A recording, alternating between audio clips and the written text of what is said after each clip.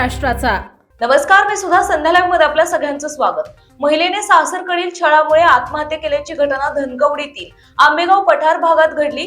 महिलेला आत्महत्येस प्रवृत्त केल्याच्या आरोपावरून पती, सासू सासरे तसेच नंदेला अटक करण्यात आली आहे। या प्रकरणी पती सागर चंद्रकांत शेडगे, सासू कमल, सासरे चंद्रकांत, तिघे राहणार स्वामी कृपा बिल्डिंग, आंबेगाव पठार, धनकवडी तसेच ननंद सारिका हर्षल वाल्हेकर, वय 33, राहणार आंबेगाव बुद्रुक, कात्रज यांना अटक करण्यात आली। याबाबत महिलेच्या भावाने भारती विद्यापीठ पोलीस ठाण्यात फिर्याद दिली। पोलिसांनी दिलेल्या माहितीनुसार तक्रारदाराच्या बहिणीचा आरोपी सागर शेडगे याच्याशी 5 वर्षांपूर्वी विवाह झाला होता। विवाहानंतर महिलेचा छळ सुरू करण्यात आला।